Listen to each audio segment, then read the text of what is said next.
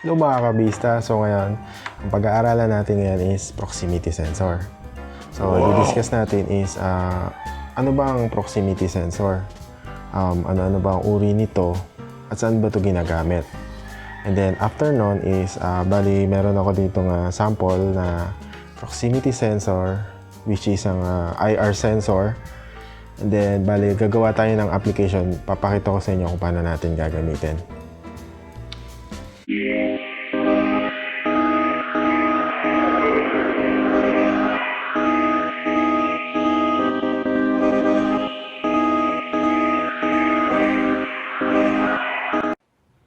What is a proximity sensor?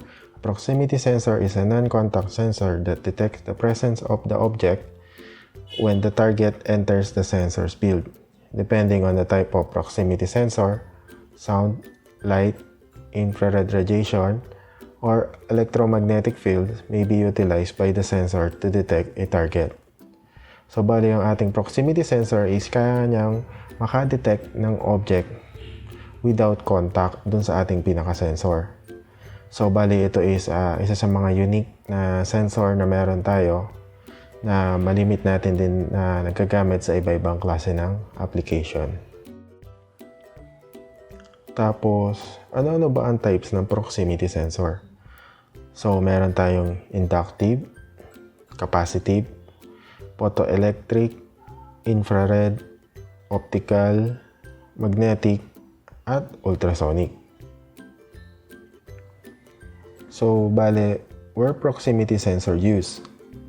Phones, self-driving cars, anti-aircraft system, assembly line, at etc. So, kung mapapansin nyo dyan, is kasama ang ating cellphone na mayroong application ng proximity sensor.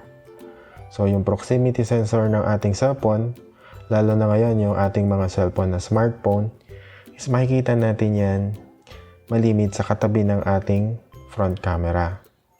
So, nakapagtaka is, bakit kailangan natin ng proximity sensor sa cellphone? So, kung mapapansin nyo, ang pinaka-basic na function ng ating proximity sensor sa cellphone is, kapag may tumatawag sa inyo, or meron kayong tinatawagan, is kapag sinagot nyo na yung tawag, is mapapansin nyo, is pag tinapat nyo sa tenga ang inyong cellphone, is namamatay yung screen nito. So, bakit kailangan namamatay yung screen habang tumatawag or during ng call? Kasi, once na naitapat na natin ang ating tenga sa ating cellphone, is pwedeng mapindot ng ating tenga accidentally ang ating cellphone na pwedeng ma-end natin yung call or kung ano man ang mangyari sa ating cellphone. So, kaya ang ating proximity sensor is dinedetect niya ang ating tenga or ang ating ulo. Kapag ito na ay itatapat natin sa tenga is kailangan niyang patayin ang screen para hindi natin mapindot yung ating cellphone.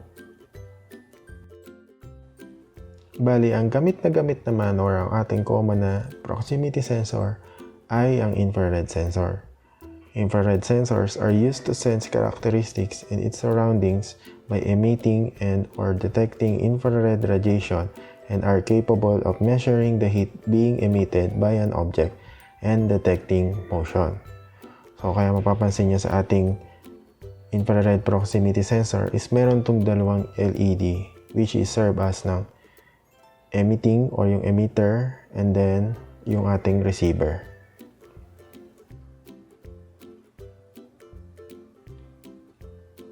Bale, ito na yung ating infrared sensor module. So, ito yung magde-detect yung dalawang LED natin, which is yung emitter and then yung receiver. So, ito din nga pala yung ating infrared proximity sensor circuit. So, bali dito, nandito yung ating supply na 5 volts. Para yan dun sa ating op-amp. Then, ito yung potentiometer. So, ito yun yung knob ng ating potentiometer. So, yan yung pang-adjust natin ng distance ng yan yung trigger natin ng infrared sensor.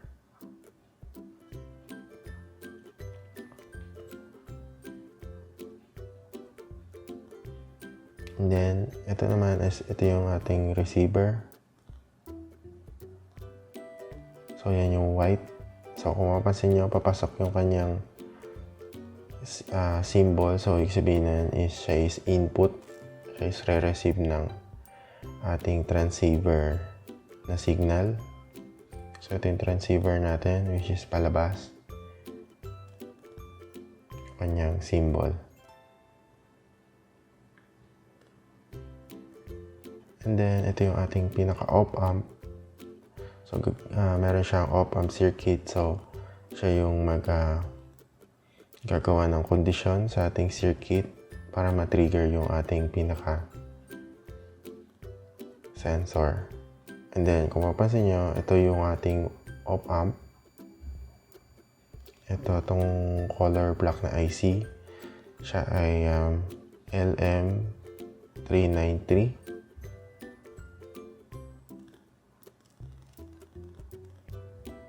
So, yung op-amp nga pala is, ang ibig sabihin din niya is operational amplifier. So, itong dalawang ating LED, siya yung magsaserve as ng ating pinaka-sensor ng object. And then, yung output niya is pupunta dun sa ating op-amp. So, bali yung voltage dito is nagbabari from 5 volts to 0 depending dun sa object na madedetect natin. Dito siya dadaloy. Habang ito naman pangalawang input natin ng op-amp is nakakonect sa potentiometer.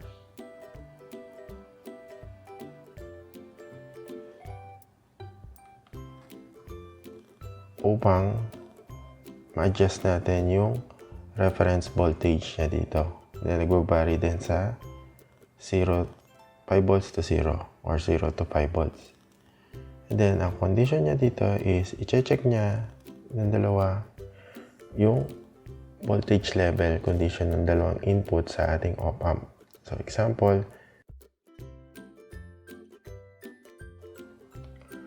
so bali yung ating reference voltage example dito is 3 volts. And then, yung magbabari naman dun sa ating IR sensor is from 5 to 0 volts. So, example is kung yung ating voltage across dun sa ating IR sensor is mas mababa dun ating reference voltage na 3 volts, ang output niya ay 0.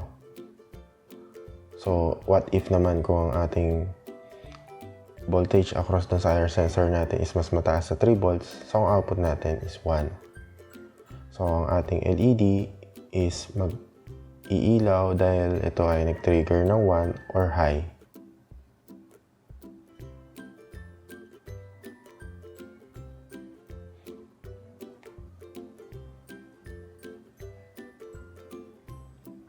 So, dito naman sa ating application is meron tayong dalawang IR proximity sensor. So, yung una is nasa baba, yung pangalawa is nasa taas. So, ang pinaka-application natin dito is i-detect natin yung height ng object. So, kung mataas man siya or mababa. So, bali, itong application natin is ito yung ginagamit malimit sa mga production line sa pag-check ng mga object kung ito ba ay reject or good. So, meron tayong sample dito. So, ito yung unang sensor natin sa taas at sa baba. So, yan yung sample ng trigger. So, okay naman siya, nagtitrigger siya na maayos. Then, kailangan natin ng 5 volt supply. So, assure lang natin na yung supply natin is 5 volts. Kasi pag na-supply natin ito na mas mataas, pwede nating masira yung mismo na ating module.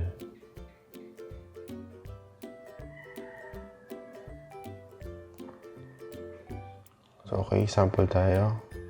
So, ito muna yung mababa yung height ng object. Try natin na i-detect yung una nating proximity sensor. So, yun, bali napansin nyo, na-detect siya. Bali, umilaw yung ating LED base dun sa ating circuit diagram. So, itong pangalawa is mapapansin nyo is medyo mas mataas siya. So, dun siyang part nagti-trigger.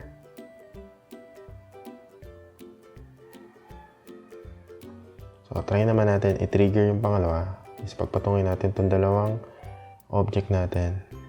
And then,